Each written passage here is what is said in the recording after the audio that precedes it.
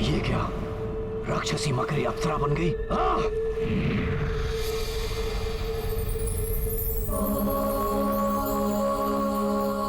आप कौन है देवी? और ये सब क्या माया है?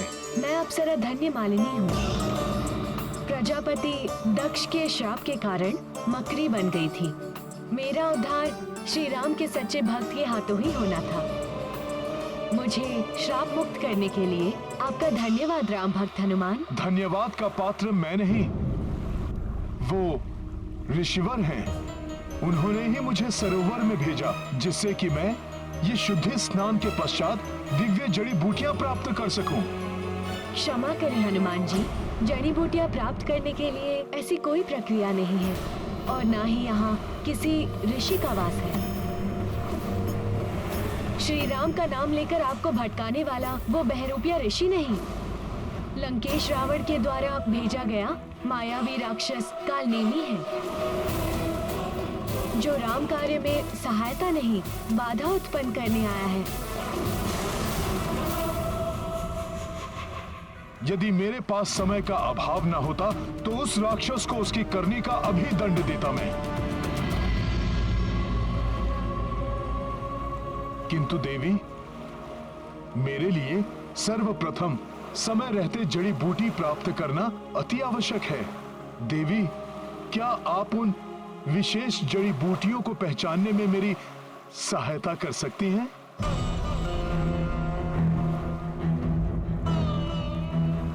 आपके उपकार के प्रति फलस्वरूप आपकी सहायता करके मैं स्वयं को भाग्यशाली समझती, किंतु दुख है कि मैं इस राम काज में आपके लिए मात्र शुभकामना ही कर सकती हूँ, अन्य कुछ नहीं। मुझे क्षमा करें। प्रणाम।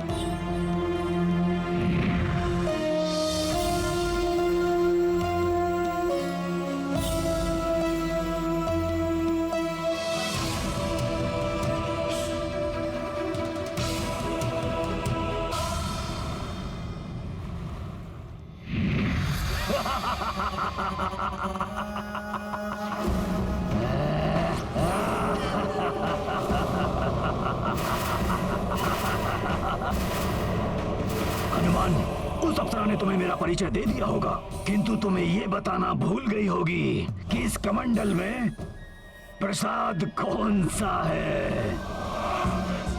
इस कमंडल में धन्वंतरी का जल नहीं है। इस कमंडल में है महाकालिया नाग का कालकूट विष, जिसे अब मैं इस सरोवर के जल में मिलाने जा रहा हूँ, जिसके मिलते ही इसका सारा जल विषाक्त हो जाएगा। यहाँ के सारे जलचर, तुम, वन्य पशु पक्षी सब क्षण भर में समाप्त हो जाएंगे। और एक बात और, जिन जड़ी बूटियों को तुम प्राप्त करने इस हिमालय क्षेत्र में आए हो, वो सब नष्ट हो। प्राप्त करने इस हिमालय क्षेत्र में आए हो, वो सब नष्ट हो जाएंगी, सब नष्ट हो जाएंगी।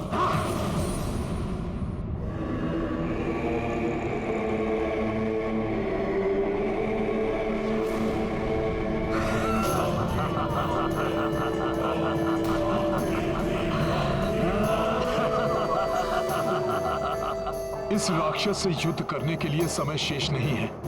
इसी के कालकूट विष से इसका वध कर देता हूं मैं।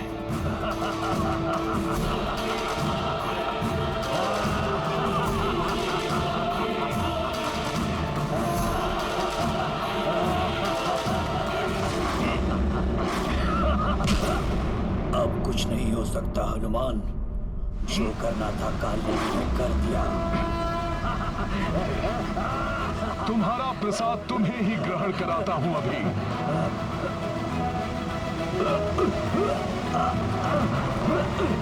छोड़, छोड़। छोड़ो मुझे। हनुमान के होते हुए वन के जीवों और वनस्पतियों का नाश नहीं कर पाओगे तुम पापी।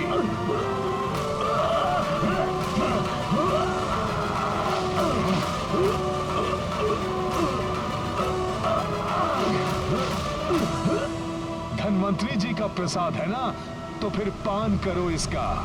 कालिया नाग का विष है, कालकूट विष का।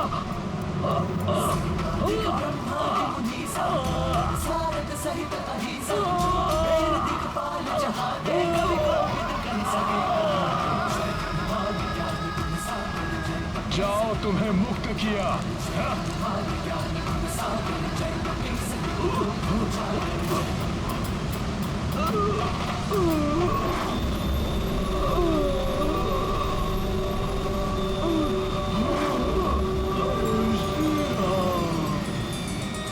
रामकाज में बाधक ये राक्षस तो समाप्त हो गया,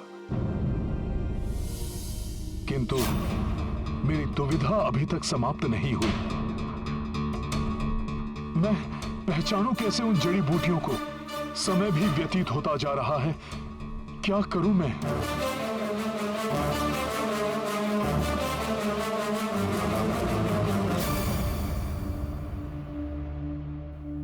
अब तो रात्रि का अंतिम पहर आरंभ हो गया है। कदाचित हनुमान ने जड़ी बूटियां प्राप्त कर ली हो। किंतु विभीषण जी, महामायावी कालनेमी अभी तक यहां नहीं आया। इसका अर्थ यह हुआ कि वो निश्चित रूप से हनुमान जी को रोकने गया होगा। हनुमान को कोई नहीं रोक सकता। असीम पराक्रम है हनुमान में। देखिएगा, लक्ष्मण भैया और पूरी सेना सहित सबको जीवित कर देंगे वो।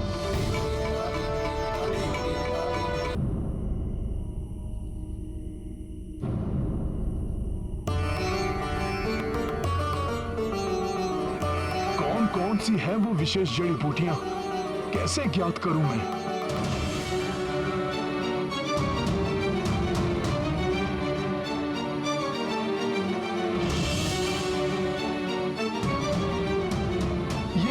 अधिकांश बूटियां तो एक समान ही प्रतीत हो रही हैं। यदि इनमें अंतर ढूंढ भी लूं, तो कैसे ज्ञात होगा कि ये कौन सी जड़ी बूटी है? वहां सब मेरी आस लगाए बैठे होंगे और मैं बूटियां ही नहीं पहचान पा रहा हूं।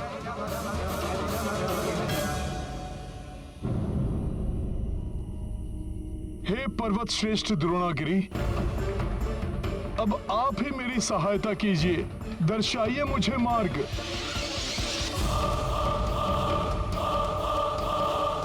समय तो व्यतीत होता जा रहा है, कहीं सूर्योदय की बेला आ गई तो बड़ा अनर्थ हो जाएगा। भैया लक्ष्मण सहित पूरी सेना के प्राण संकट में पड़ जाएंगे। मुझे शीघ्र ही कोई निर्णय लेना होगा।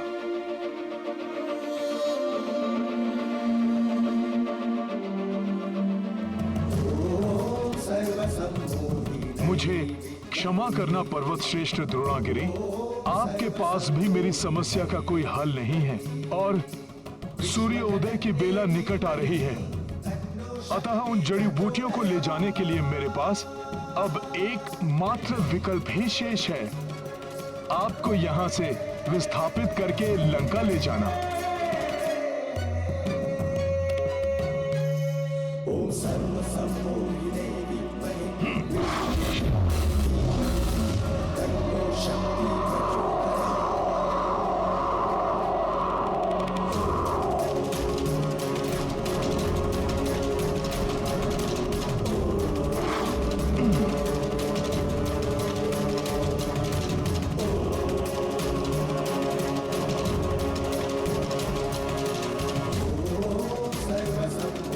विशाल पर्वत द्रोणागिरी, अब आपका यहां से विस्थापित होने का समय आ गया है।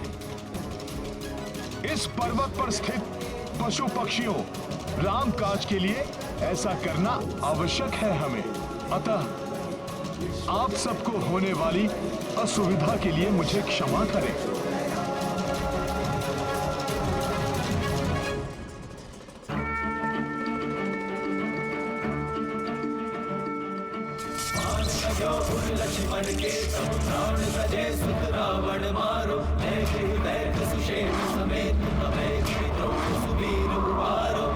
सजीवन हाथ गई तब लक्ष्मण को तुम प्राण उबारो।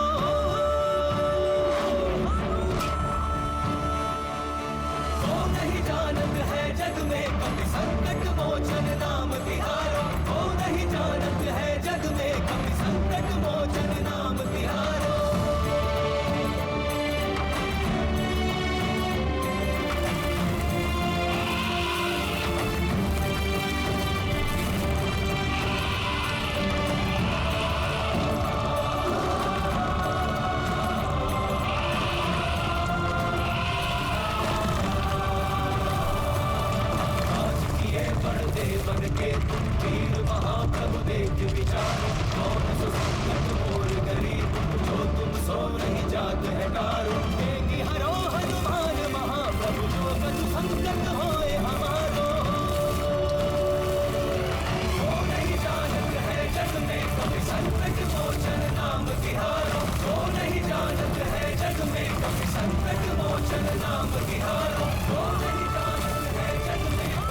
जय श्री राम।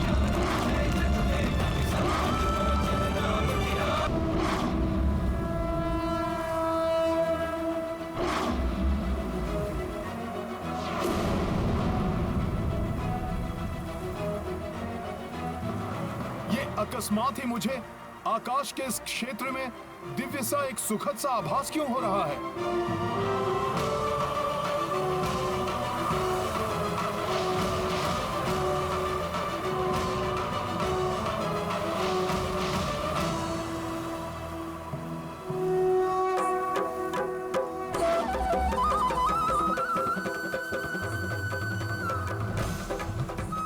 अच्छा, प्रभु श्री राम की नगरी अयोध्या के आकाश से निकल रहा हूं मैं, इसीलिए इतनी दिव्यता का आभास हो रहा है मुझे।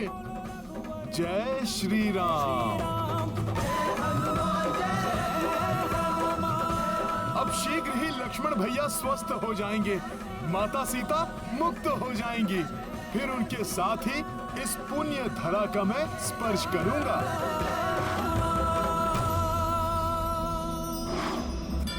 प्रभु श्री राम जय हनुमान।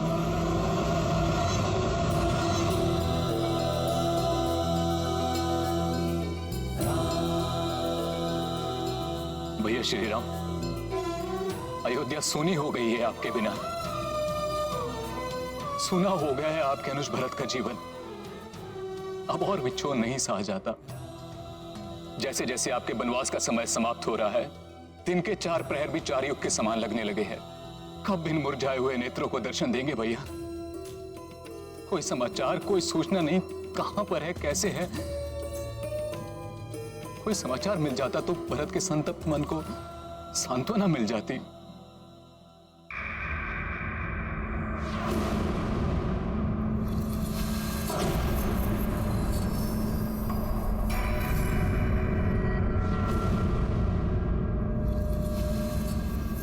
अकस्मात ये विशाल छाया क्या है?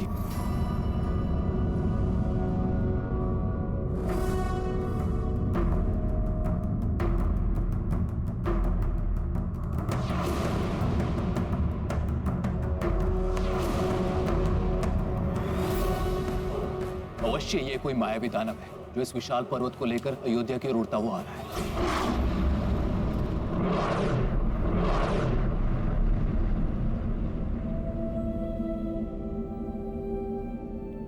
ये अयोध्या का राजभवन, मैं भी बाल अवस्था में यहाँ पर आया था। ये तो राजभवन की ओर देख रहा है। प्रतीत होता है कि पर्वत को भवन पर गिराकर भवन को नष्ट कर देगा। मुझे इसे यहीं रोकना होगा।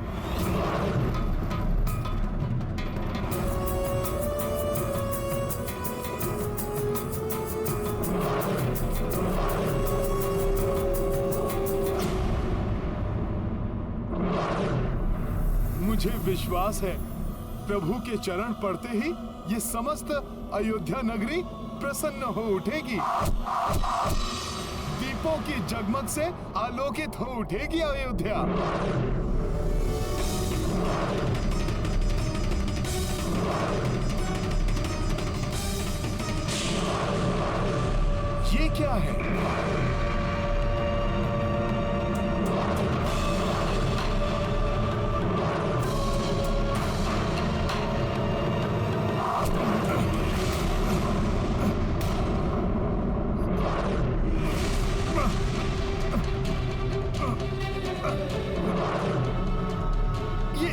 ये कैसा दिव्य बाण है जिसका प्रहार मैं भी सहन नहीं कर पा रहा।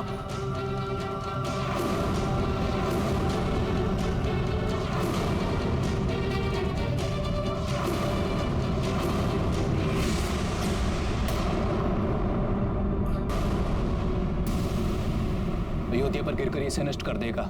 इसे पूर्व में से खंडित कर देता हूं। द्रोणागिरि पर्वत और ये पवित्र धरा, प्रभु श्री राम की नगरी अयोध्या, दोनों को नष्ट होने से बचाना होगा।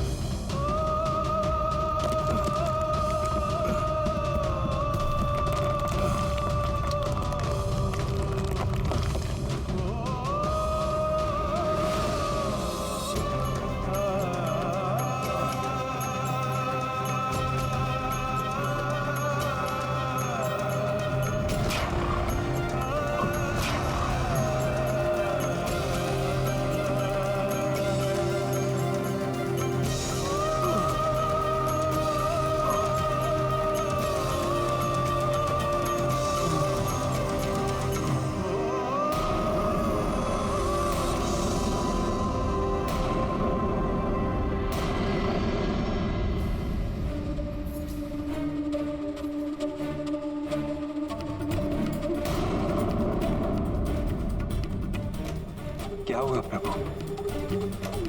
किसी अप्रिय घटना का आभास हुआ क्या? हनुमान,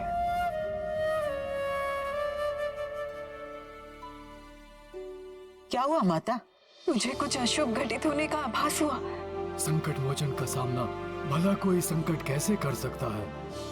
राम कार्य पूर्ण करके ही आएंगे हनुमान। हनुमान विजय के प्रतीक है माता। बड़े से बड़ा संकट भी तुच्छ है उनके समक्ष।